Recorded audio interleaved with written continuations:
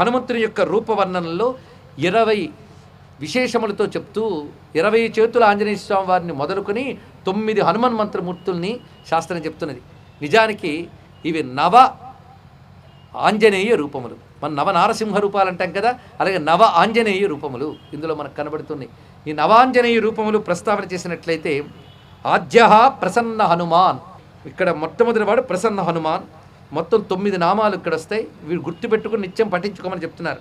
ఆద్య ప్రసన్న హనుమాన్, ద్వితీయో వీరమారుతి, మొదటివాడు ప్రసన్నాంజనేయుడు, రెండవ వాడు వీరాంజనేయుడు. తృతీయో 20 భుజ, మూడవది 20 చేతుల వాడు.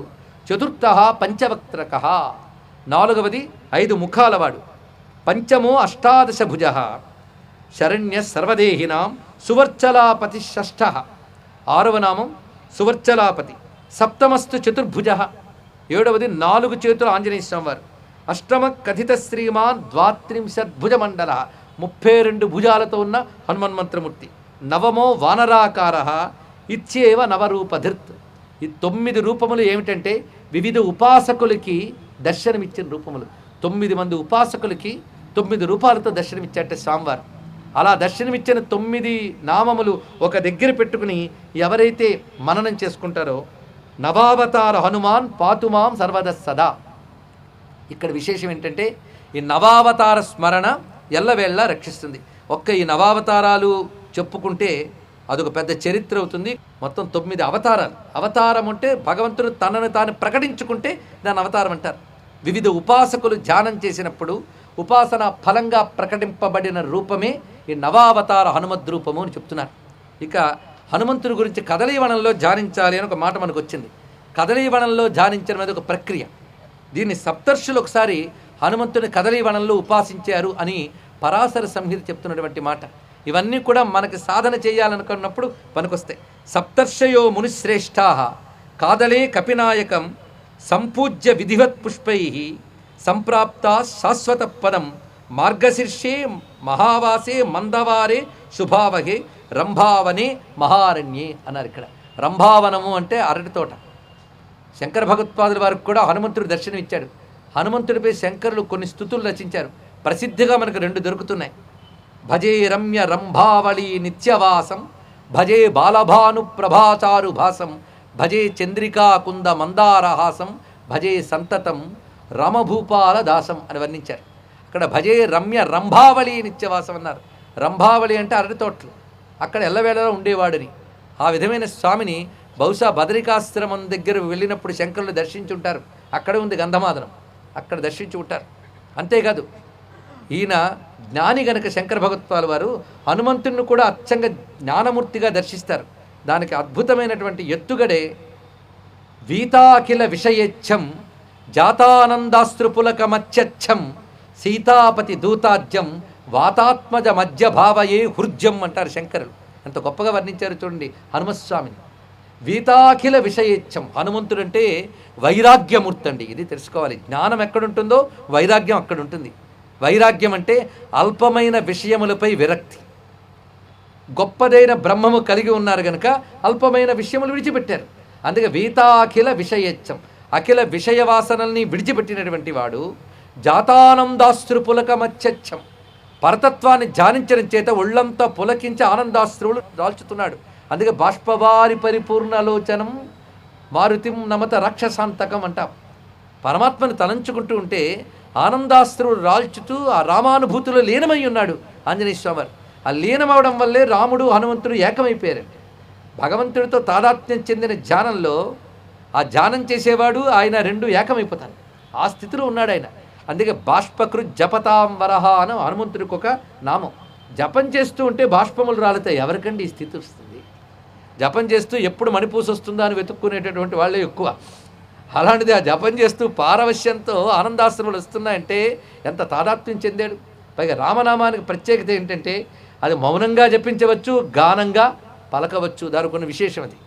అందుకు ఎలాగోలాగా ఆ రామ కథ విన్నా, రామస్మరణ మనస్సుకు సోకిన, రామనామం పలికిన జాతానందాశ్రు పులకం అత్యచ్చం.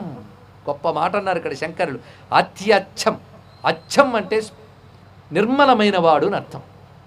మనకి ఈ మాట శివేన వచసాత్వా గిరిశాచ్ఛావదామసి అనే మంత్రంలో కనబడుతుంది. గిరిశ అచ్చా అన్నారు ఇక్కడ.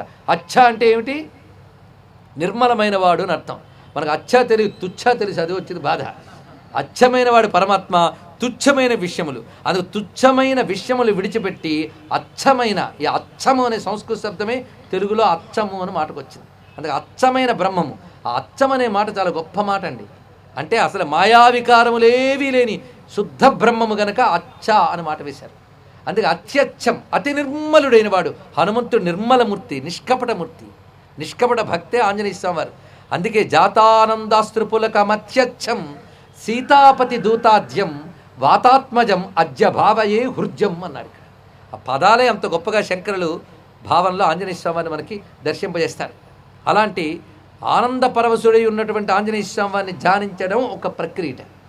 ఈ ధ్యాన ప్రక్రియ మనకి భావయామి పవమానందనం ఎత్ర ఎత్త రఘునాథ కీర్తనం తత్ర తత్ర కృతమస్తకాంజలిం బాష్పవారి పరిపూర్ణలోచనం మారుతిం నమత రాక్షసాంతకం అని చెప్తూ సరిగ్గా పారిజాత తరుమూలవాసనం భావయాం పరిమానందనం, ఈ రెండు ఒకే వరుసలో ఉన్న శ్లోకములు. పారిజాత తరుమూలంలో ఉన్న హనుమంతుడిని ధ్యానించాలట. ఇక్కడ కదలీవనం అన్నాం, పారిజాతవనం. పారిజాతవనం అంటే కల్పవృక్షముల వనం. కల్పవృక్ష వనంలో ఉన్నాడు హనుమంతుడు. అది కూడా ఎలా ఉన్నాడు?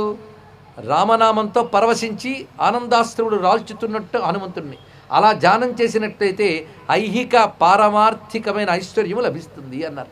పారమార్థిక ఐశ్వర్యం అంటే జ్ఞానము, ఐహిక ఐశ్వర్యం అంటే భోగము. భోగము యోగము కూడా ఇవ్వగలిగిన మూర్తి కల్పవృక్ష వనములో రామధ్యానంలో ఆనందాస్త్రుడు రాల్చుతున్న హనుమన్మూర్తి. అంటే మనం యోగమూర్తిని చెప్పుకున్నాం, ఈ మూర్తిని వివరించడం జరిగింది.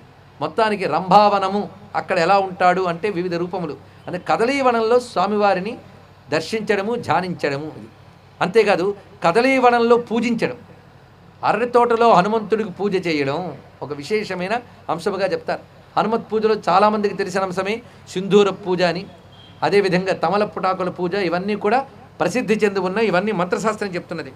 అంతేకాదు ఆంజనేయ స్వామి విగ్రహాన్ని అర్కముతో చేసి, అది శ్వేతార్కంతో చేసి కానీ పూజిస్తే అది వివరిస్తున్నారు ఇక్కడ. ఇది ఉమా సంహిత అనే మంత్రశాస్త్ర గ్రంథంలో చెప్పబడ్డ అంశం. అర్కమూలీన కుర్వీత హనుమత్ ప్రతిమాం సుధీహి యక్కరోతి నరో భక్త్యా పూజాం శక్త్యా హనుమత న శస్త్రభయమాప్నోతి భయం వాప్యంతరిక్షజం పుత్రపౌత్రాది సహిత సర్వసౌఖ్యమవాప్నుయాత్. ఇది వివరిస్తున్నారు ఇక్కడ. దీని అర్థం ఏంటి అంటే అర్కమూలేన అంటే తెల్ల జిల్లేడు యొక్క మూలముతో ఆంజనేయ మూర్తిని తయారు చేసి, అంటే విగ్రహముగా చెక్కి దాన్ని నిరంతరంగానే పూజించినట్లయితే వాడికి ఆయుధాల వల్ల ఏ ప్రమాదము జరగదు, అలాగే ఉపద్రవాలు ఉత్పాతాలు అతడికి ఎదురు కావు, పుత్రపౌత్రాది సంపదతో అన్ని సౌఖ్యములు పొందుతాడు అని ఉమా సంహిత అనే మంత్రశాస్త్రంలో సాక్షాత్తు శివుడు చెప్పినటువంటి మాట ఇది. అయితే ఇక్కడ తెల్ల జిల్లేడుతో హనుమంతుడి పూజ అనేది చాలామందికి తెలియదు, కానీ తెల్ల జిల్లేడుతో గణపతి పూజ చాలామందికి తెలుసు. రెండు ఒక్కటే అని ఇప్పుడు తెలుసుకోవాలి. జ్యోతిష్ శాస్త్రంలో గ్రహదోషాలకు పరిష్కారం చెప్తూ శనివారం పూట ఈ శ్వేతార్కంతో ఉన్నటువంటి హనుమంతుడికి సింధూరంతో పూజ చేసి అష్టోత్తర శతనామాలతో ఆ సింధూరాన్ని కానీ ధారణ చేసినట్లయితే ఎలాంటి శనిదోషమైనా పోతుంది అని. శనిదోషాన్ని పోగొట్టగలిగే శక్తి తొండంరాయుడికి తోకరాయుడికి ఉందని, వాళ్ళిద్దరికీ ఆ శక్తి ఉందట. గ్రహాన్ని కంట్రోల్ చేయగలరు, అందులో ఆయన గారికి ఉందట. ఎందుకంటే ఈయన గ్రహాలు జ్యోతిషము ఇవన్నీ కూడా ఈయన అధీనంలో ఉంటాయి, ఆంజనేయ స్వామి యొక్క స్వరూపం. ఎందుకంటే విరాట్ రూప ఆంజనేయమూర్తి వర్ణన కూడా మనకు కనబడుతుంది. బ్రహ్మదేవుడికి చూపిస్తారట ఒకసారి తన విరాట్ పురుష రూపాన్ని, ఇది సంహితా గ్రంథంలో చూపిస్తారు. అప్పుడు స్వామి యొక్క వాల వర్ణన చాలా విశేషంగా ఉంటుంది. అయితే హనుమంతుడి తోక వర్ణన గణపతి సహస్రంలో కనబడుతుందండి. ఆశ్చర్యం. జ్యోతిర్మండలలాంగూల అని ఒక మాట అన్నాడు ఇక్కడ. ఆ తోక అయితే ఆ తోక హనుమంతుడిదా గణపతిదా? గణపతి యొక్క హనుమద్ రూపానిది. ఇది ఒక రహస్యం. ఈ రహస్యం ఎవరికి తెలుస్తుందంటే కథలు చెప్పేవారికి తెలియదు, ఉపాసన చేసేవాడికి తెలుస్తుంది. అలాంటి ఉపాసకుల్లో గొప్పవాడు నాదోపాసక చక్రవర్తి త్యాగరాజ స్వామి వారు. ఆయన గణపతిని స్తుతిస్తూ కీర్తన రాస్తారు. అందులో శ్రీగణనాథం భజామ్యహం అనే కీర్తనలో కుంజరముఖం ఆంజనేయావతారం గుణాకరం అని చూపిస్తారు అక్కడ. అందులో ఆంజనేయావతారం అని గణపతిని స్తుతించడంలోనే ఆంతర్యాన్ని చూపించాడు ఆ మహానుభావుడు. అందుకు ఆంజనేయ స్వామి వారి యొక్క లాంగోలం ఎలాగూ ప్రస్తావనకు వచ్చింది కనుక దాన్ని ఒక్కసారి స్మరించుకుందాం. సుందరకాండ ఇప్పుడు జాగ్రత్తగా పరిశీలిస్తే కిష్కింధకాండ కూడా చూడొచ్చు. హనుమంతుడు ఎక్కడైనా ఒక స్థితి నుంచి మరొక స్థితికి మారేటప్పుడు తోకను కొడుతూ ఉంటాడు అని ఒకటి పరిశీలించాలి. అందులో ప్రసన్నంగా ఉన్నవాడు ప్రతాపం చూపించాలంటే తోకను కొడతాడు ఒక్కసారి. అదొక ప్రేరణ ఆయనకి. తోక కొట్టగానే ఒక్కసారి పెరుగుతుంటాడు. ఇది సరిగ్గా సమావిద్యత లాంగూలం అనే మాటని వాల్మీకి కిష్కింధకాండ చివరిలో చూపిస్తాడు. తోకను కొట్టాడు అని. ఎలా కొట్టాడు అంటే హర్షాద్బలముపేయవాన్, సమావిద్యత లాంగూలం హర్షాద్బలముపేయవాన్ సంస్తూయమానో హనుమాన్ వ్యవర్ధత మహాబలహ అని వర్ణించారు. అంతవరకు మౌనంగా ఒక యోగిలా కూర్చున్నట్ట. నిజానికి రామకార్యం కోసం హనుమంతుడు పెరగనంత వరకు ఆయన ఎలా ఉండేవాడు మనం ఊహించుకోవాలి. ఆయన ఒక జ్ఞానిగా ఉన్నాడు, ఒక మంత్రిగా ఉన్నాడు, రాజనీతిజ్ఞుడిగా ఉన్నాడు. ఏది రాజనీతి, ఏది లోకరీతి, ఇవి తెలిసినవాడు ఆంజనేయ స్వామి వారు. పైగా ధర్మం ఎటువైపు ఉందో అటువైపు ఉంటాడండి. హనుమంతుడికున్న గొప్ప విషయం. అందుకే స్వామి యొక్క లక్షణం సంత్ హితకారి అన్నారు స్వామిని తులసీదాస్. సంత్ హితకారి, సత్పురుషులకి హితం చేస్తూ ఉంటాడు ఆయన. అందుకు హనుమంతుడి యొక్క అనుగ్రహం పొందాలంటే ముందు మనం సంతుగా మారాలి, సత్పురుషులుగా మారాలి, లేకపోతే దొరకదుట. మీ అభిప్రాయాలను సూచనలను మాకు తెలియజేయాల్సిన చిరునామా భక్తి TV, care of Rachana television private limited, road number 92, Jubilee hills, Hyderabad 5,96,000. మా ఇమెయిల్ ఐడి bhaktihyd@gmail.com. మా వెబ్సైట్ www.bhaktitv.org. Phone number 901012223333.